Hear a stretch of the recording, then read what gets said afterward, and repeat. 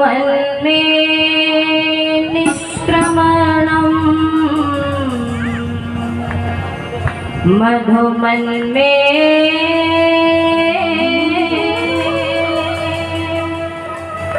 परायणम्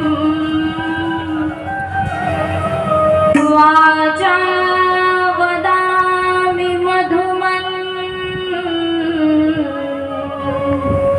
भूयासं मधुसन्दृशः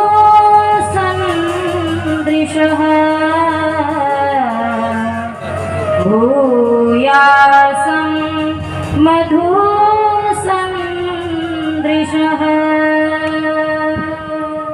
और ये चंद पंक्तियां मेरे साथ आप सभी बोल ले। मेरा नाभि हो मधुमय मेरा जाना भी मधुमय हो मेरा आना भी हो मधुमय मेरा जाना भी मधुमय हो मेरा आना भी हो मधुमय मेरा जाना भी मधुमय हो मेरी हर बात जो निकले वो वेदामृत सी मधुमय हो वो वेदामृत सी मधुमय हो वो वेदामृत सी मधुमय हो।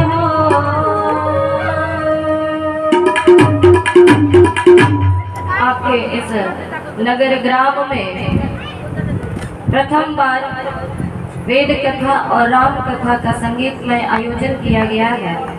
इसके आयोजक संयोजक और आर्य जगत में सुविख्यात, जैसा कि सुबह स्वामी आदित्य वेश जी बता रहे थे, भामाशाह के नाम से आप प्रसिद्ध हैं आर्य जगत में। विभिन्न आर्य संस्थाओं को अपने दान से ऊर्जा प्रवाहित करते हैं और वो संस्थाएं समाज में धर्म, संस्कृति और राष्ट्र के उन्नति के कार्यों को करती है।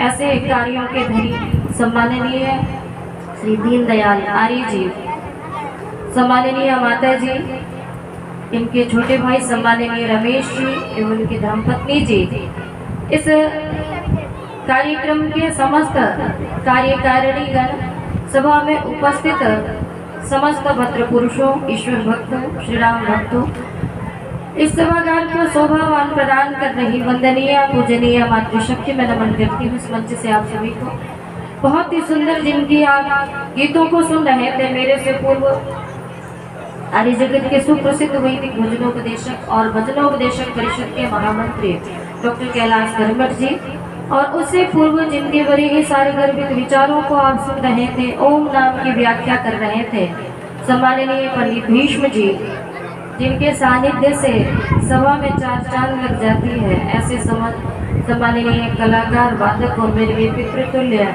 सम्माननीय सीताराम शर्मा जी, सम्माननीय स्पर्श जी, सम्माननीय दीपक जी, बहुत ही सुंदर आप सभी का वादन है। मैं निवेदन करूंगी बच्चे अपना स्थान ले लें, बिठाएं बच्चों को और आइए राम कथा को आरंभ करो। हमारे मध्य में बैठे हैं सम्माननीय आचार्य नरेंद्र जी, जिनके माध्यम से हम प्रतिदिन यज्ञ को कर रहे हैं और इन्होंने भी मन में ठान लिया है कि अब यहाँ कुछ करके जाना है ना। तो इनका संकल्प बना रहे, इसलिए सहयोग आप सबका बने रहना जरूरी है। आपका सहयोग होगा, इनका संकल्प होगा और इस गांव का सामाजिक आध्यात्मिक विकास होगा। आध्यात्मिकता रहेगी तो हमारी संतानें अच्छी होगी और संतानें अच्छी होंगी तभी हम सुखी रहेंगे, है ना। जीवन के समस्त सुख वैभव हो और संतान अच्छी न हो तो आप हृदय पे हाथ रख के बोलना कि आप सुखी रह सकते हैं, नहीं रह सकते। संतान अगर अच्छी है, उत्तम है, सुंदर है, तो जीवन में सुख के साधन हो ना हो, आपसे ज्यादा प्रसन्न कोई दुनिया में नहीं हो सकता। आइए थोड़ी सी चर्चा करूं, उसे पूर्व भावनाओं से भरने की कोशिश करते हैं छोटे से गीत के माध्यम से। और क्या लिखा,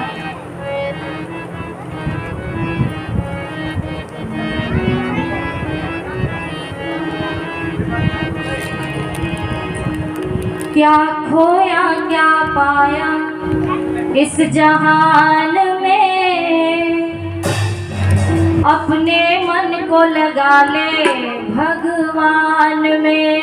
ओ क्या खोया क्या पाया इस जहान में, अपने मन को लगा ले भगवान में। ओ क्या खोया क्या पाया इस जहान में, अपने मन को लगा ले भगवान में।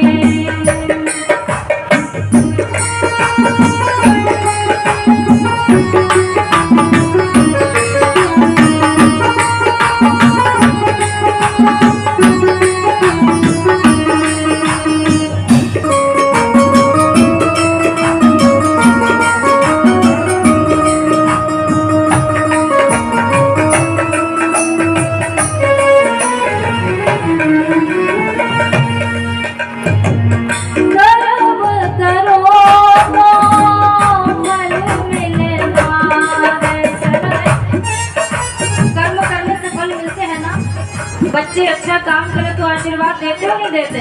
देते हैं ना। और जब आप अच्छा करते हैं तो आपकी भी सासू माँ खूब आशीर्वाद देती होंगी, है ना। तो कवि ने कहा कर्म करो तो फल मिलना है, आज नहीं तो कल मिलना है। बोलिए कर्म करो तो फल मिलना है, आज नहीं तो कल मिलता है। अच्छे का फल सुख होता है, दुष्कर होना दुख होता है। ये भी जान न पाया इस जहान में, अपने मन को लगा ले भगवान में। ओ ये भी जान न पाया इस जहान में, अपने मन को लगा ले भगवान में। ओ क्या खोया क्या पाया इस जहान में, अपने मन को लगा ले भगवान में।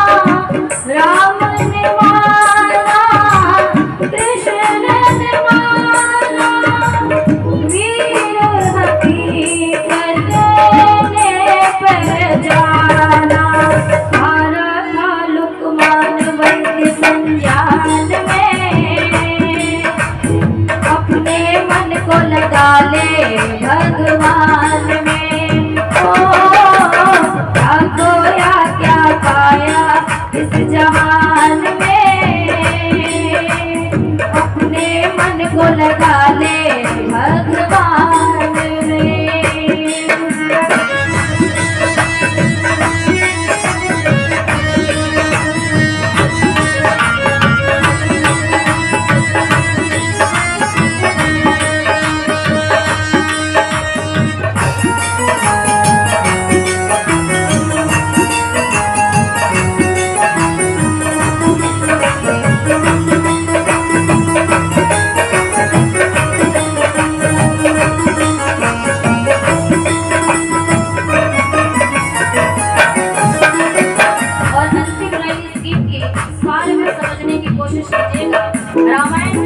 छिपा इसमें।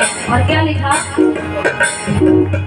कर्म करके जो नर करके, कर्म करके जो नर करके, अगली जाति आयु बढ़े, अगली जाति आयु बढ़े, वो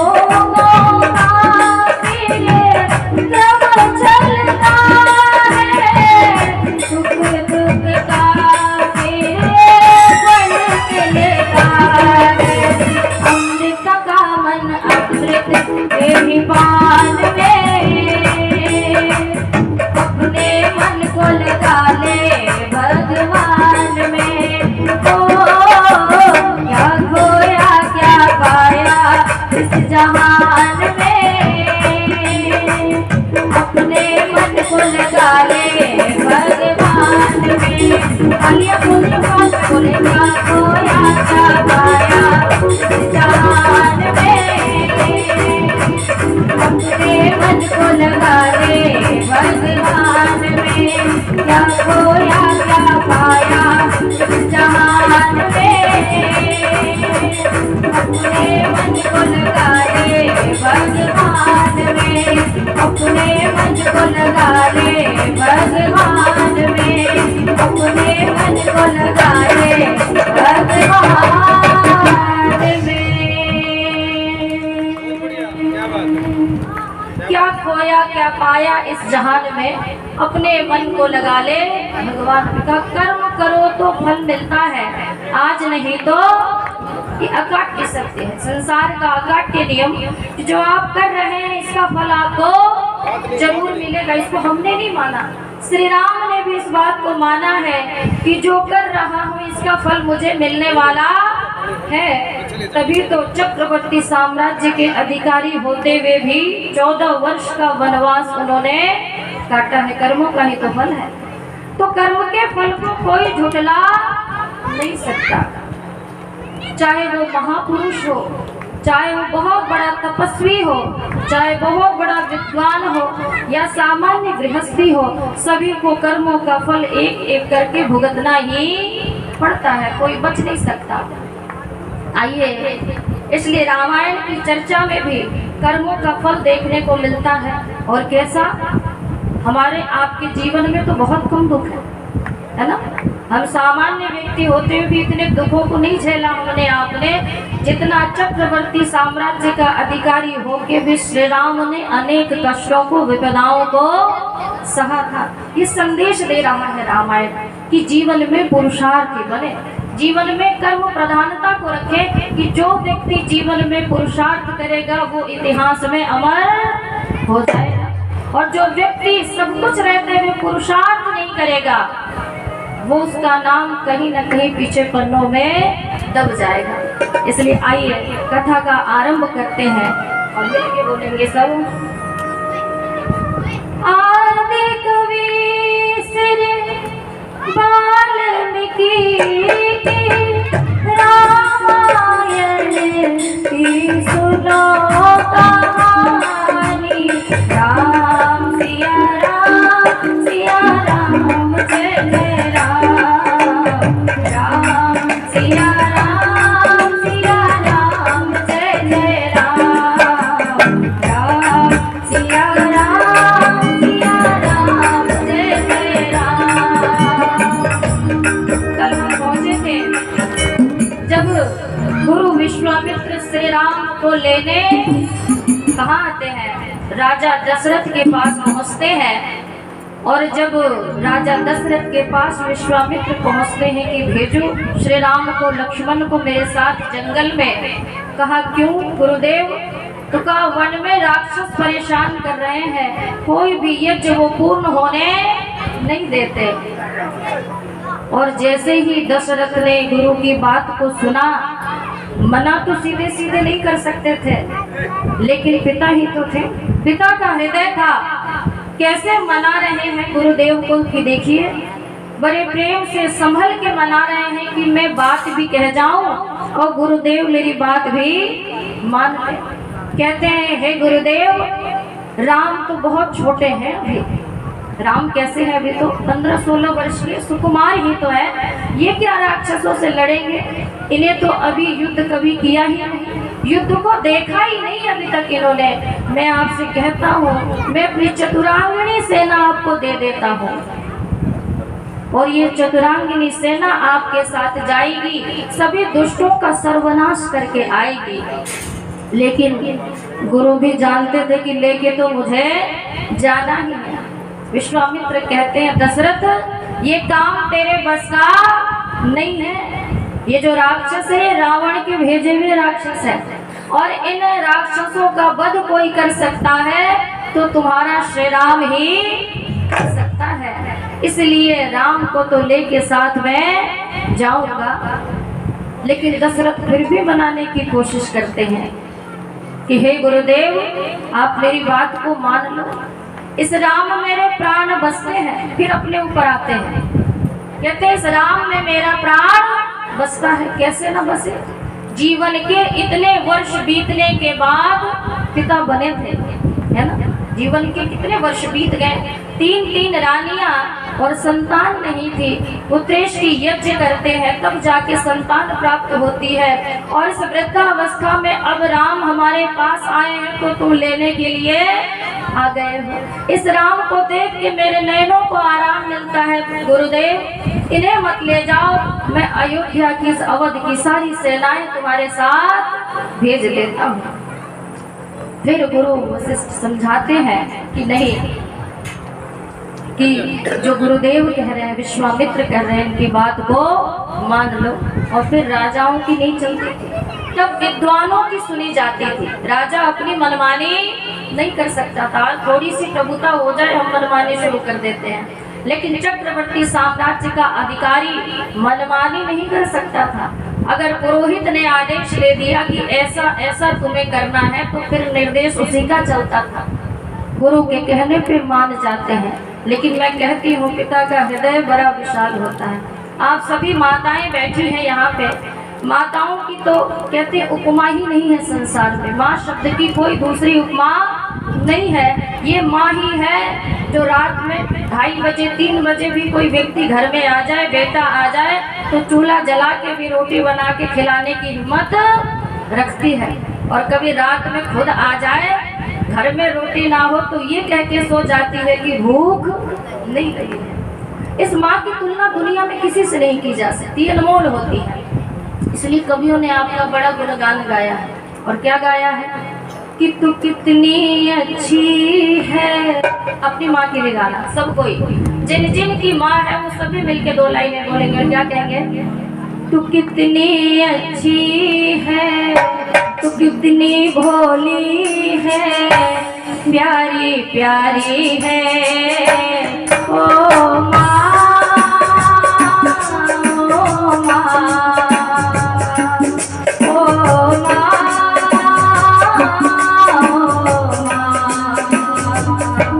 ये जो दुनिया है ये मन है कांटों का, तू फुलवारी है ओ माँ,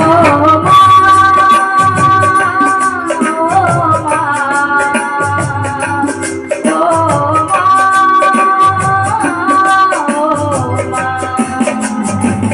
ओ माँ की कोई उपमा इस संसार में नहीं दी जा सकती।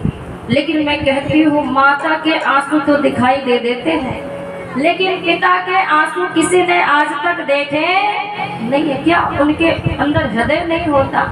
एक बार विचारना, पिता जैसा विशाल हृदय दुनिया में किसी का नहीं होता।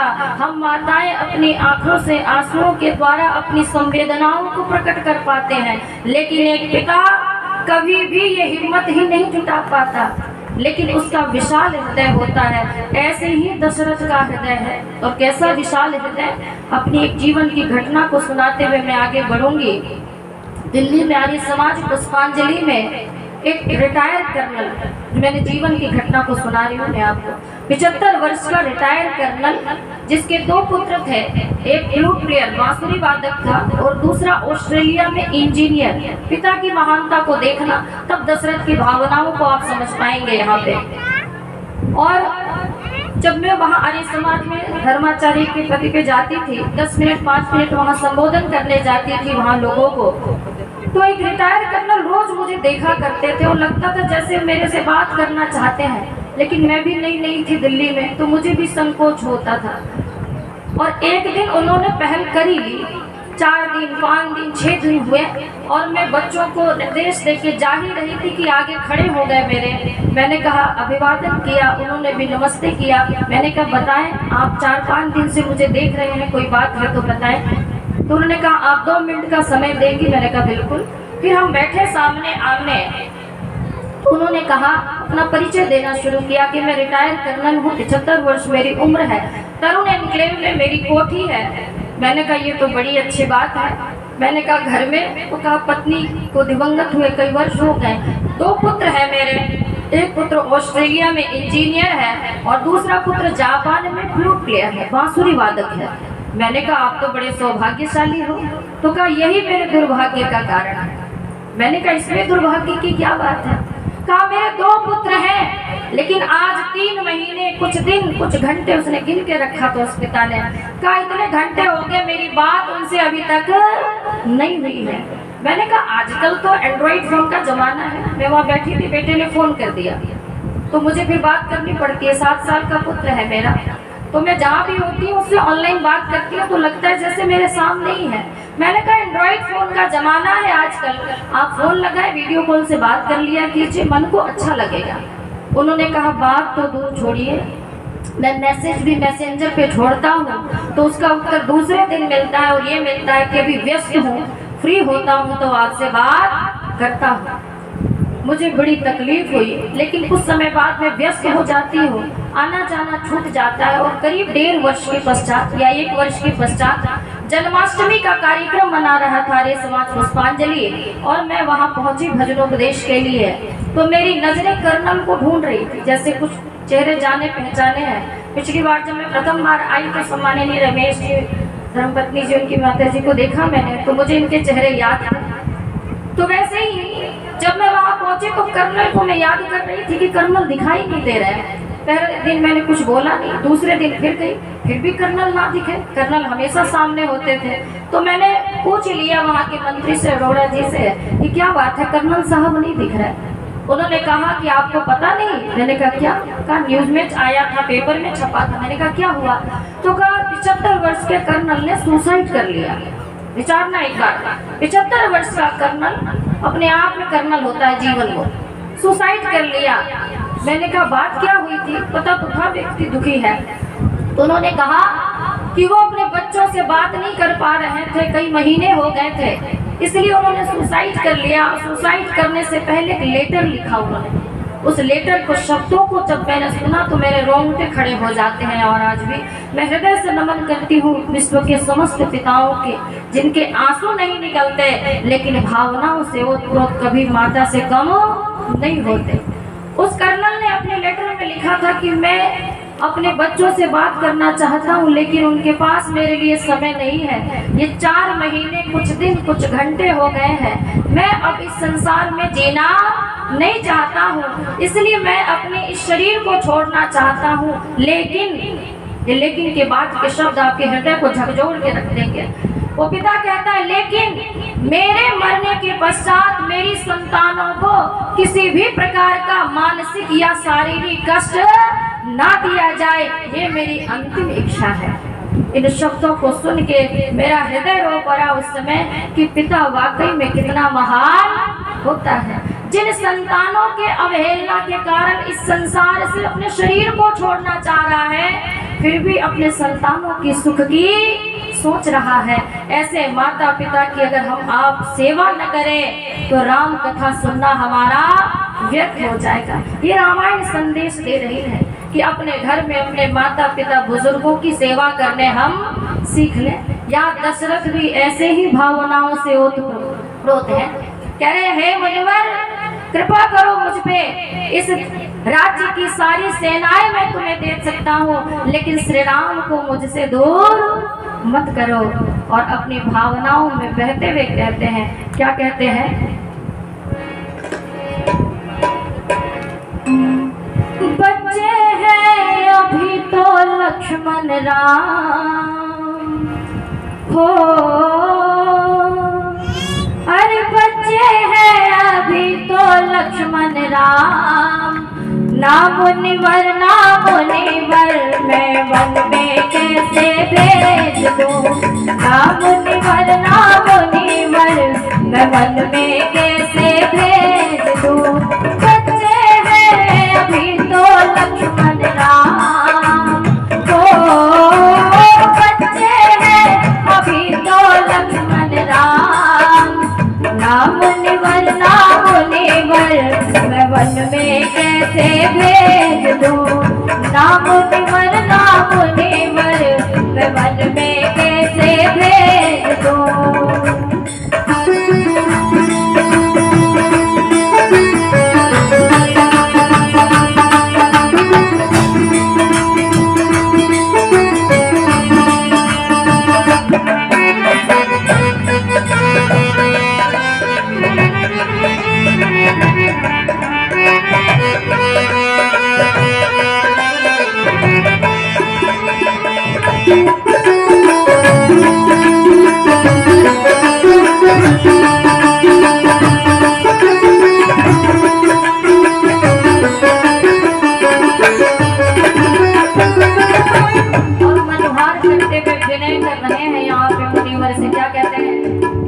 गजदल रथदल सेना भेज तू आपके साथ में।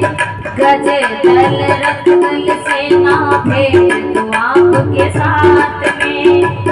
मेरे वीरों से दुष्टों के युद्ध हो हाथ में।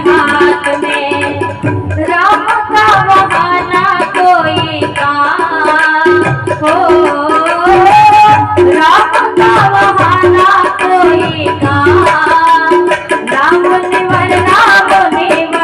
मैं वन में कैसे भेज दूं। नाम निवर मैं वन में कैसे भेज दूं।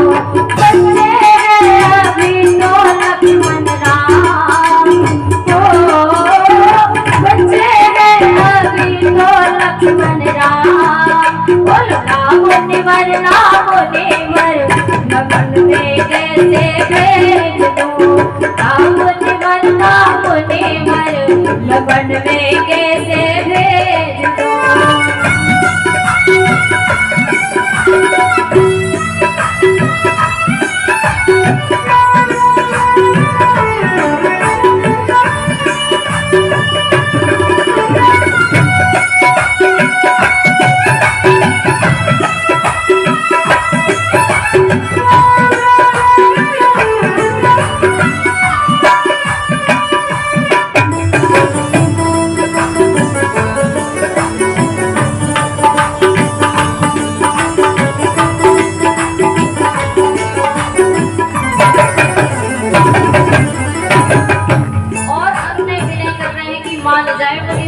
और क्या कहते, देखो तो जीवन के कितने उम्र बीत गए मेरे। वृद्धावस्था में आके तो संतानों का सुख मिला है, ये भी मुझसे तुम छीन रहे हो। और समझाते हैं प्रेम से, और क्या कहते हैं? चौथे पल में पाया जो ये मैंने सुख अपार है। चौथे पल में पाया मैंने ये जो सुख अपार है। नजरों से दूर करना इनको दुश्वार है। नजरों से दूर करना इनको दुश्वार है। राम को मेरा ये आराम हो, राम को मेरा ये आराम। नाम निवर मैं वन में कैसे भेज दूं। नाम निवर मैं वन में कैसे भेज दूं। बच्चे हैं अभी तो लक्ष्मण राम हो,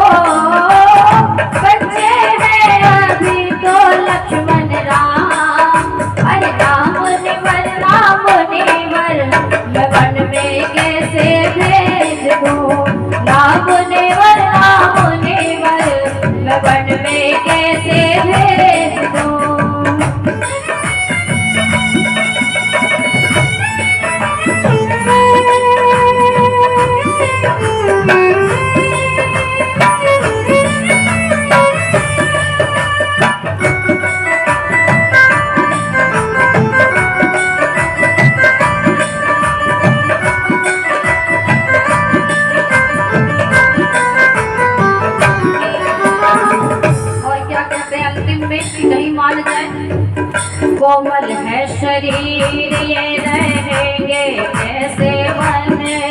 सुनो, कोमल है शरीर ये रहेंगे कैसे वन में। कभी युद्ध ना देखा लड़ेंगे कैसे रण में। कभी युद्ध ना देखा लड़ेंगे कैसे रण में। जीतना है ये सुन लो कठिन तमाम, जीतना है ये कठिन सुन लो सवाल। नाम निबर नाम निबर मैं बन में कैसे भेज दो। नाम निबर नाम निबर मैं बन में कैसे भेज दो। बच्चे हैं अभी तो लक्ष्मण राम, बच्चे हैं अभी तो लक्ष्मण राम। नाम निबर नाम निबर मैं वन में कैसे भेज दूं। नाम निबर नाम निबर मैं वन में कैसे भेज दूं।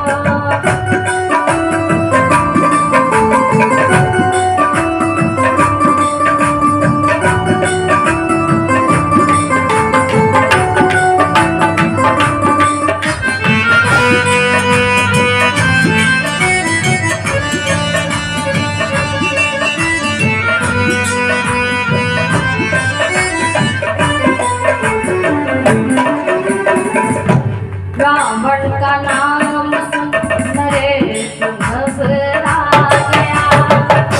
जब दशरथ ने सुना कि रावण की भेजी हुई सेनाएं हैं, रावण के द्वारा भेजे गए राक्षस है, वो मेरा बच्चा अभी कितना कोमलान है और इसको ले जा रहे हैं रावण के दुष्टों से लड़ाने। फिर अनुनय विनय करते हैं और घबराते हुए क्या कहते हैं। रावण का नाम सुन नरेश घबरा गया। शिथिल शरीर हुआ सिर भी जगरा गया। शिथिल शरीर हुआ सिर भी जगरा गया। बदल गया सारा का ये प्रोग्राम, बदल गया सारा प्रोग्राम। नाम निबर नाम निबर मैं वन में कैसे भेज दूं। बोलो, नाम निबर नाम निबर मैं वन में कैसे भेज दूं। नाम निबर नाम निबर मैं वन में कैसे भेज दूं। नाम निबर नाम निबर मैं वन में कैसे भेज दूं। नाम निबर नाम निबर मैं वन में कैसे भेज दूं। नाम निबर नाम निबर मैं वन में कैसे भेज दूं। मन को मनाने की कोशिश कर रहे हैं लेकिन विद्वानों के सामने किसी की चलती नहीं है। राजा दशरथ की भी नहीं चली और विश्वामित्र राम लक्ष्मण को लेके वन को प्रस्थान कर देते हैं। क्यों, किस लिए लेके जाते हैं? यज्ञ की रक्षा के लिए। सुबह यज्ञ की चर्चा चल रही थी। यज्ञ की रक्षा क्यों जरूरी है? शास्त्र कहता है अयम यज्ञो भुवनस्य नाभि। ये यज्ञ इस संसार का नाभि स्थल है। इतनी प्राथमिकता क्यों दी रामायण में यज्ञ को? राम ने यज्ञ को इतनी प्राथमिकता क्यों दी? क्योंकि कहा ये संसार का नाभि क्षेत्र है। जिस प्रकार शरीर में नाभि का स्थान है ना, नाभि में कुछ गड़बड़ी आ जाए तो आप कुछ भी खाए पिएंगे पचेगा नहीं। होता है ना, नाभ किसी की उखड़ जाए तो कुछ भी खिला लो वो पचने वाला फिर नहीं है, या तो वमन हो जाएगा या किसी अन्य क्रियाओं के द्वारा निकल जाएगा। तो कहा ये यज्ञ इस संसार का नाभि स्थल है। यज्ञ में त्रुटियां आ गई, यज्ञ में कमियां आ गई तो नाना प्रकार की बीमारियों ने हमारे ऊपर हमला कर दिया। अब देखिए नए नए बीमारियां आएंगी और हम उससे आक्रांत होंगे। लेकिन घर घर यज्ञ अगर आरंभ हो जाए तो इस दुनिया से विषाणु समाप्त हो जाए। इसलिए राम उसकी महत्ता को जानते थे, दशरथ उस महत्ता पराधीनता को स्वीकार करते हैं। जब मुनिवर कहते हैं कि यज्ञ की रक्षा के लिए श्री राम को मेरे साथ जाना पड़ेगा, श्री राम लक्ष्मण तैयार हो जाते हैं। और क्या लिखता है कवि,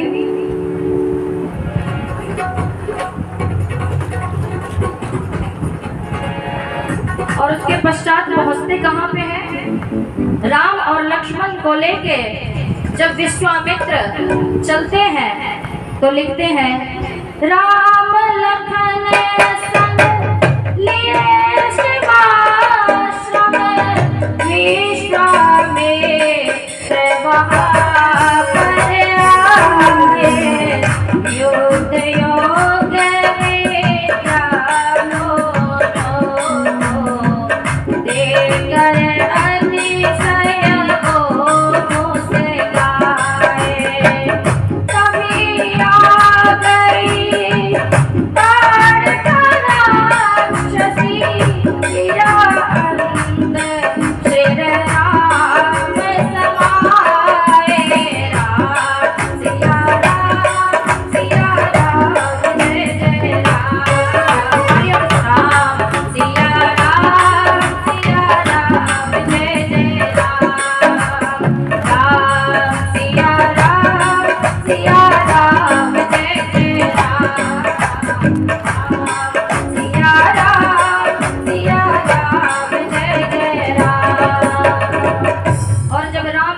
लेके जाते हैं तो ऐसे ही नहीं छोड़ देते हैं।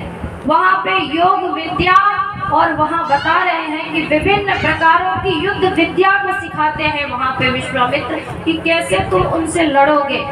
और क्या करते हैं, सबसे पहले ताड़का राक्षस जो आके यज्ञ में सबसे ज्यादा विघ्न डालती थी। राक्षस किसको कहते हैं, आपने जो टेलीविजन में देखा राक्षस क्या वही होते हैं जिनके दो दांत हो निकले में, दो सिंग हो, ऐसे दिखाया जाता है ना। राक्षसों की परिकल्पना की पुराणों ने और राक्षस का स्वरूप क्या बनाया, दो सिंग निकाल दिए, दो लंबे लंबे बाहर दांत निकाल दिए और डरावनी आंखें बनाती, बच्चे भी डर जाते है ना। एक बार राक्षस देख ले तो उनको बस डराते रहो, जीवन भर वो राक्षस से डरते रहते हैं। राक्षस कौन है का जो शुभ कार्यों को करने में अड़चन पैदा करे। हम आप भी राक्षस हो जाते हैं है ना। हमारे अंदर राम भी विराजमान है और रावण भी विराजमान है। हम राम को सदा विजयी करें, जो शुभ कार्य में अरंगा डाले बस वही राक्षस है। तो वहां पे यज्ञ में विघ्न डालते थे लोग, यज्ञ आदि नहीं होने देते थे। तो कहा ताड़का राक्षसनी का सबसे पहले वध किया वहां पे श्री राम और श्री लक्ष्मण जी ने। और उसके पश्चात लिखते हैं कि अस्त्र शस्त्र से पूरित कर मुनि, अस्त्र शस्त्र से पूरित कर मुनि, वत्सर सीता में आए, यज्ञ आरंभ किया तो शक बन के कर्तव्य निभाए, मारिच और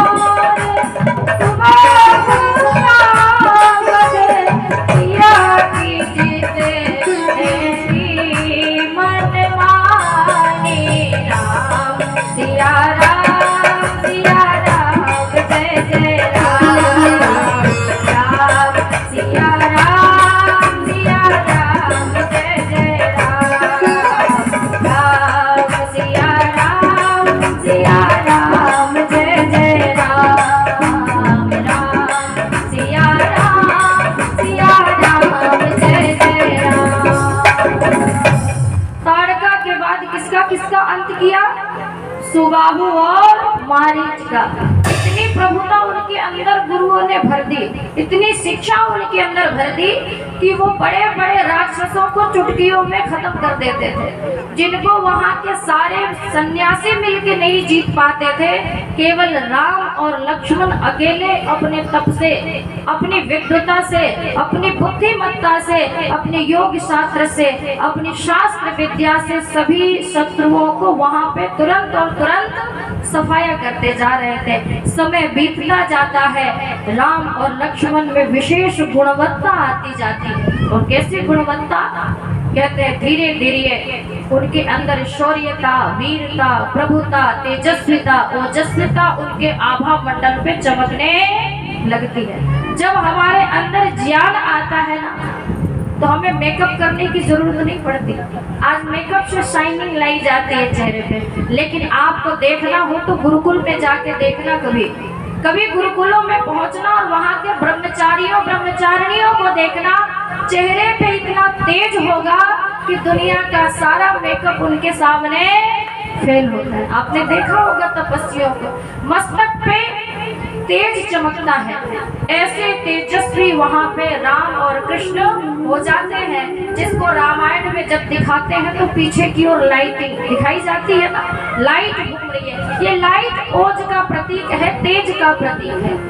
कहा जीवन में जब पवित्रता आ जाती है, जीवन में जब सुंदरता आ जाती है, सौम्यता आ जाती है, शांति आ जाती है, सेवा आ जाता है, उत्साह आ जाता है, परोपकार की भावना आ जाती है, तो व्यक्ति के चेहरे पे चमक आ जाती है। ऐसे आभा से परिपूर्ण दोनों युवा तैयार हो जाते हैं। उसके पश्चात मिथिला से आता है निमंत्रण, मिथिला से निमंत्रण आता है, जहां महारानी सीता के दर्शन प्रथम बार यहाँ पे श्री राम करेंगे। और कैसे निमंत्रण आता है, कवि ने बहुत सुंदर लिखा। और क्या लिखते हैं? इसी बीच आमिला निमंत्रण मिथिलापुरी नगर आने का, सुंदर अवसर मिला राम को अपना शौर्य दिखलाने का। राम लखन संग चले शनैः शनैः, सुन आजा गुरुवर की वाणी। राम सिया राम, सिया राम, जय जय राम। सिया राम, सिया राम, जय जय राम। बोलो राम सिया राम, सिया राम, जय जय राम। राम सिया राम, सिया राम, जय जय राम। और जब मिथिला पहुंचते हैं तो ये भी चार भाई और उधर भी चार बहनें, है ना। और स्वयंवर की बात चल रही है वहां पे। पहले यूं ही नहीं विवाह हो जाया करता था, आज लड़के ढूंढने पड़ते हैं, क्योंकि गुणवत्ता हमने कम कर दी महिलाओं में। ये मुगल का काल आया और लड़कियों की सारी ओजस्विता तेजस्विता को समाप्त कर गया, दासी प्रथा शुरू कर दी।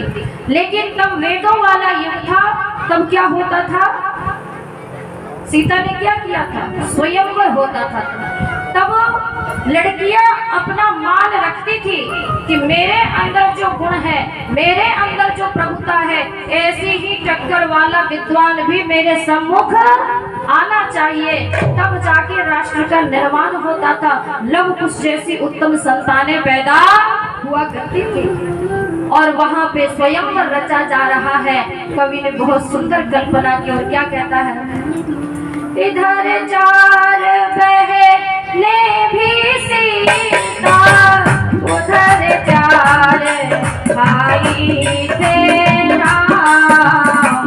चारों बहने बनी सुहागिन, मिले पति नयना विराम। जनकपुरी से जुड़ी समावती सबने जानी थी। राम सिया राम, सिया राम, जय जय राम। राम सिया राम, सिया राम, जय जय राम। राम सिया राम, सिया राम, जय जय राम। बोलो राम सिया राम, सिया राम, जय जय राम। विवाह राम को एक नजर में सीता को आनंद आ जाता है कि मैंने जैसा वर चाहा था ईश्वर तूने वैसा मेरे सम्मुख वर उपस्थित किया है। स्वयंवर होता है और धनुष को उठा के प्रत्यंचा पे जब चढ़ाते हैं सारे के सारे राजा उस धनुष को उठा भी नहीं पाते और श्री राम अपने तप बल से योग बल से उसको उठाते हैं प्रत्यंचा पे और तीर लगाते हैं और आनंद का क्षण आ जाता है। सीता के आंखों में प्रेम की धारा अश्रु के समान बहने लगती है और इधर विवाह की तैयारी शुरू हो जाती है। नगर ग्राम मिथिला में उत्सव का माहौल चल रहा है। जैसे हमारे घर में विवाह होते हैं तो 15 दिन पहले से ही कितना सुंदर माहौल हो जाता है, ऐसे ही मिथिला आज हरी भरी थी। और कैसी हरी भरी, तब विवाह होते थे तो कन्याओं को बड़ी अच्छी अच्छी शिक्षाएं दी जाती थी। आज सारा स्वरूप बदल गया, इसलिए राम कथा की जरूरत है। शिक्षाएं बदल गई। पहले जब विवाह होता तो क्या शिक्षा देती थी माताएं, ऐसे ही माँ उस समय चारों कन्याओं को शिक्षा दे रही है। और क्या कह रही है अपनी बेटी से, अपनी बेटियों को भी शिक्षा देना ही है। और क्या कहती है सीता से कि मानिए दुलारी मेरा कहना, इस भांति रहना जाके ससुराल में। मानिए दुलारी मेरा कहना, इस भांति रहना जाके ससुराल में। सब कुछ पड़ेगा बेटी सहना, पर कुछ ना कहना जाके ससुराल में। बोलो मानिए दुलारी मेरा कहना, इस भांति रहना जाके ससुराल में। मानिए दुलारी मेरा कहना, इस भांति रहना जाके ससुराल में।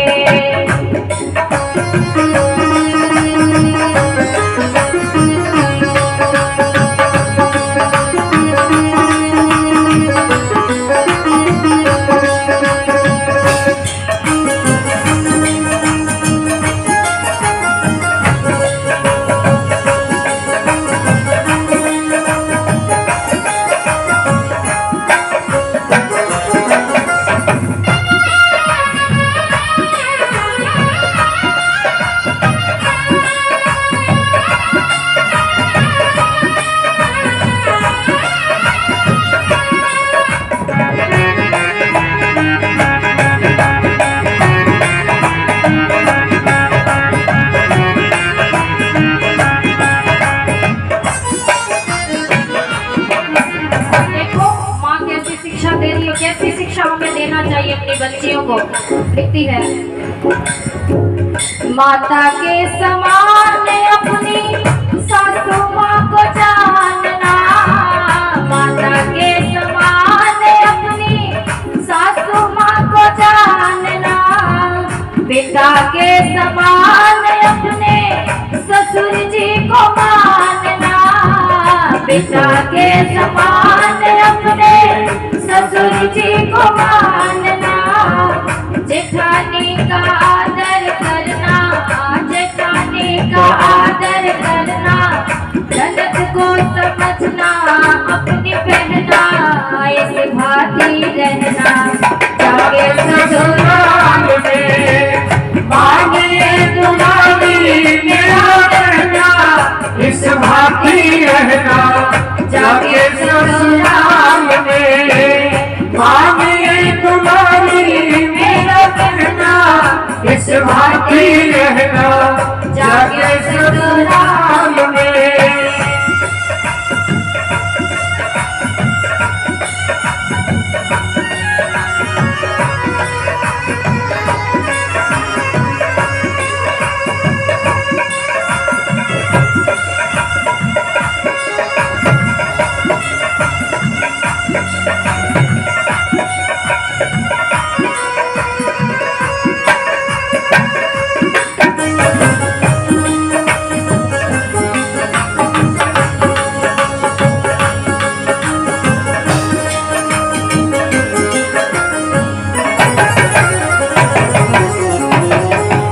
देखो कितने प्रेम से सिखा रही है, जीवन बनाने की कला सिखा रही है। क्या कहती है?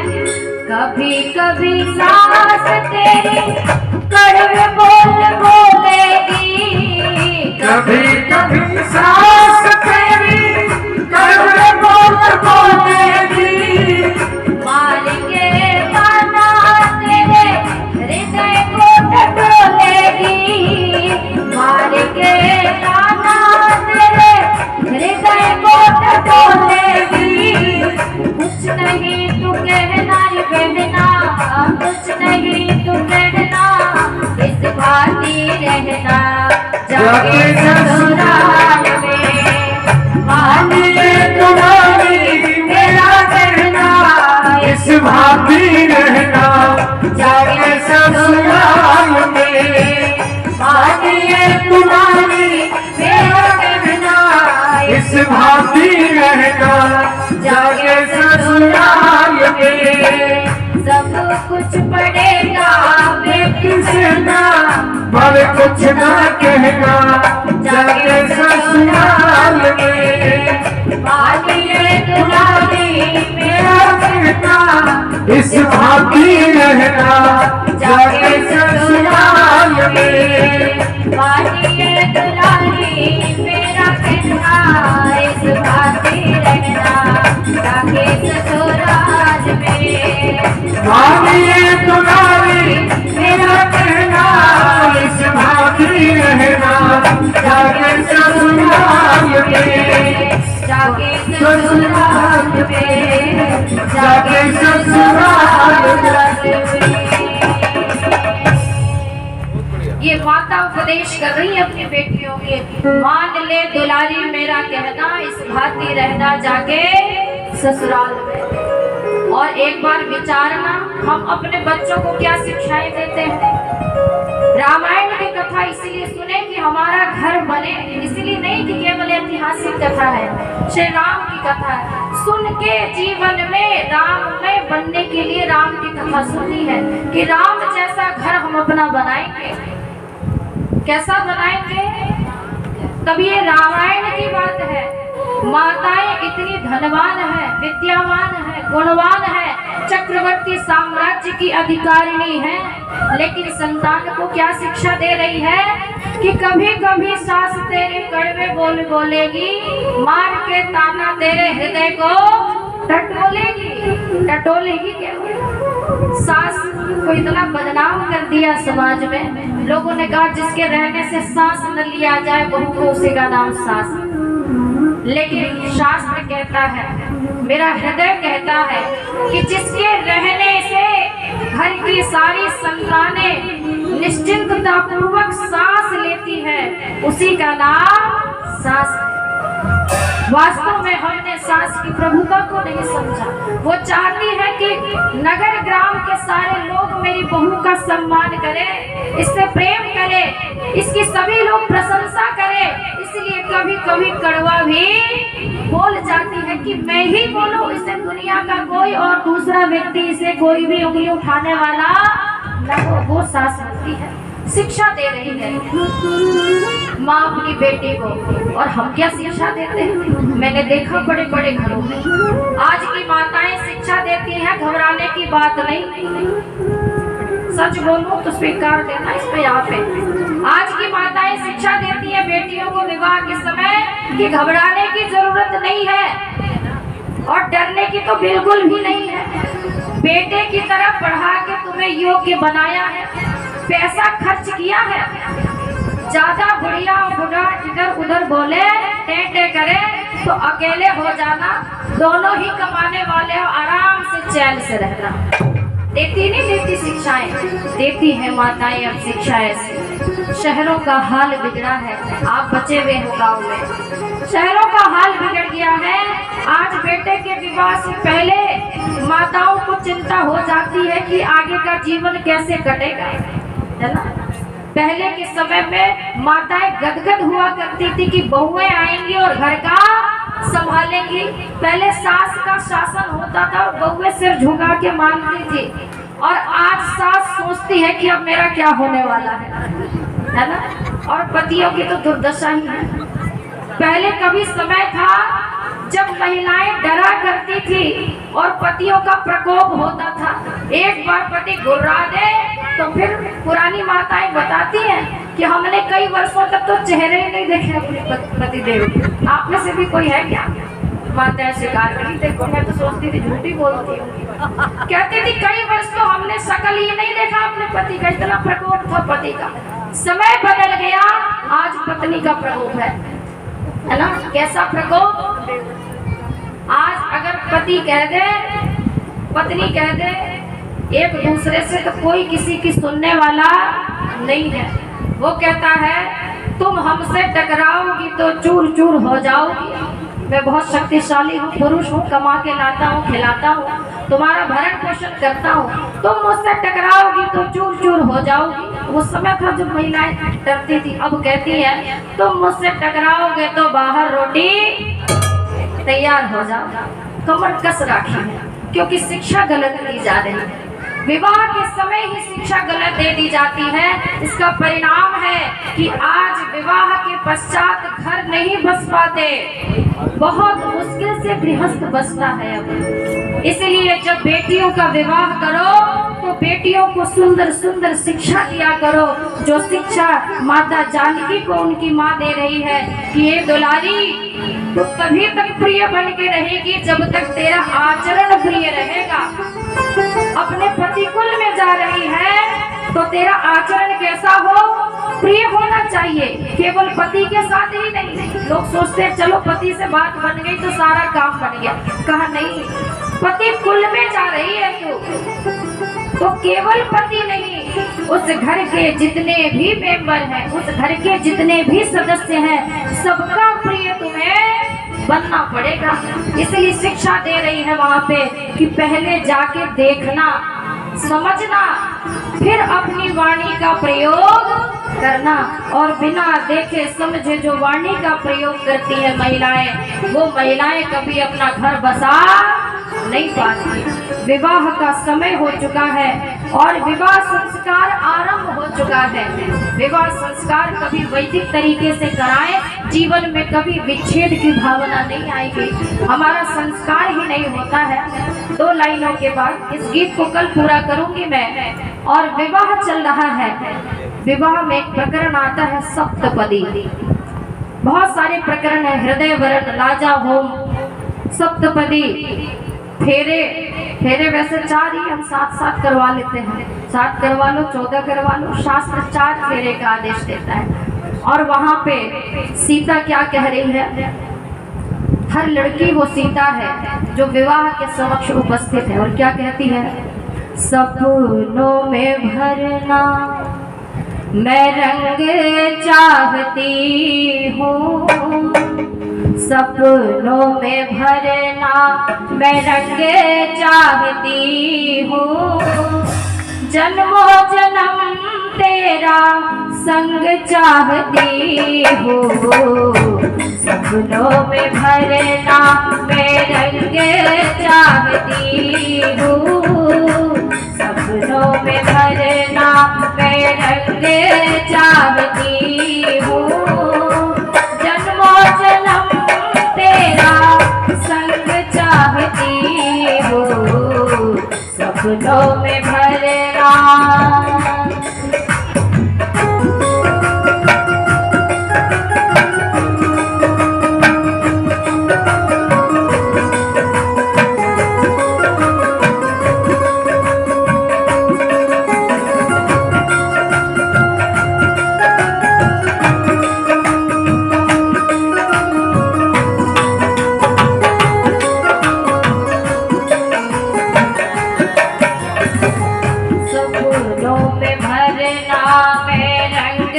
चाहती हूँ, सपनों में भरना मैं रंग चाहती हूँ, जन्मों जन्म तेरा संग चाहती हूँ, सपनों में भरना।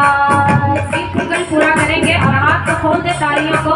2 लाइनें मेरे साथ बोले, राम सिया राम सिया राम जय जय राम, राम सिया राम सिया राम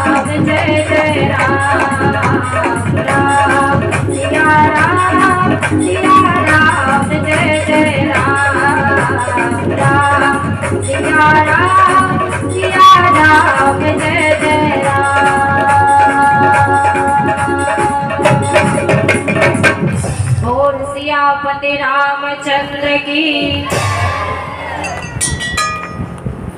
आइए कल अयोध्या कांड को आरंभ करेंगे। बाल कांड आज समाप्त होता है, कल से अयोध्या कांड का आरंभ होगा। आप सभी ऐसे ही अपने साथ अन्य लोगों को भी लेके आए और वाल्मीकि राम कथा को सुने ही नहीं, केवल ये सुनाया इसलिए जा रहा है कि अपने घर में इन विषयों की स्थापना भी करें। जो जो बात अच्छी लगे उसको अपने घर में लागू करनी है, तब जाके इस राम कथा को सुनना और सुनाना सफल हो पाएगा। एक बार मिल के बोले, जो बोले सो अब है।